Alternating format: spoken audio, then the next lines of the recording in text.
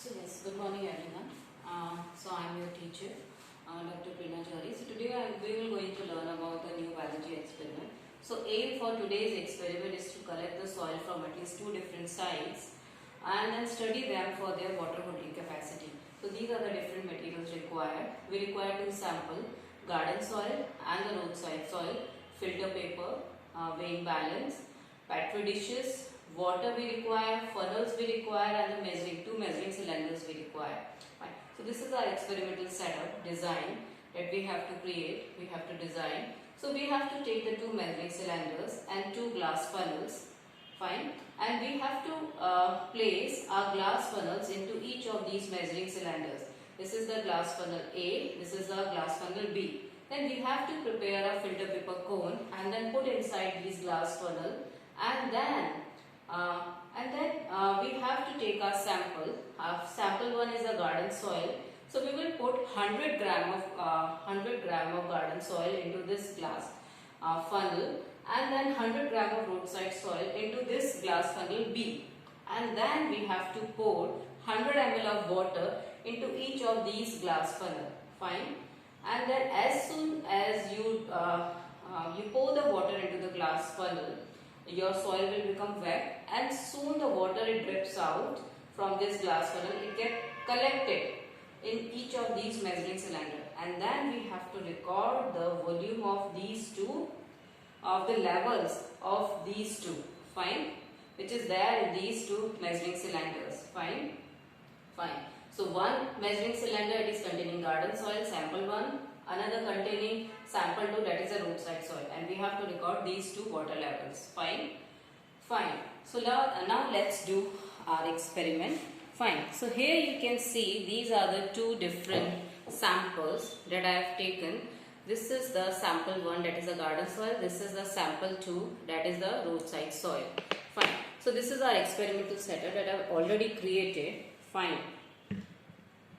So what I am going to do, this is a measuring cylinder, this is the second measuring cylinder, this is first glass funnel, second glass funnel, fine. So now what I am going to do is that I will prepare a filter paper cone like this, fine. I will put it each of these glass funnel, I have already done it, and then I will put the first sample into the first glass funnel, second sample into the second glass funnel.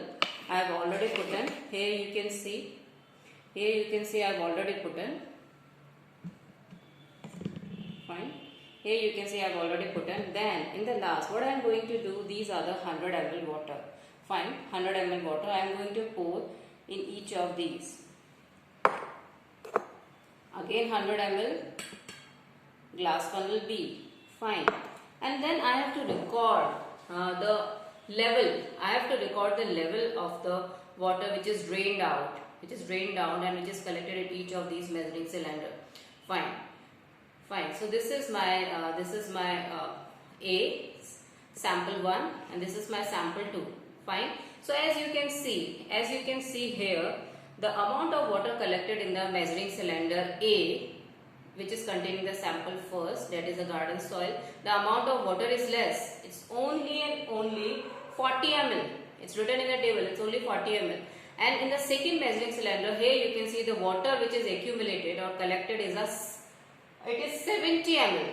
So here you can see the much difference is there. So much difference is there in these two measuring cylinder. Fine. So why there is so much difference?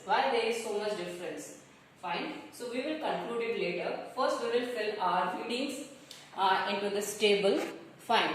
So this is our observation table.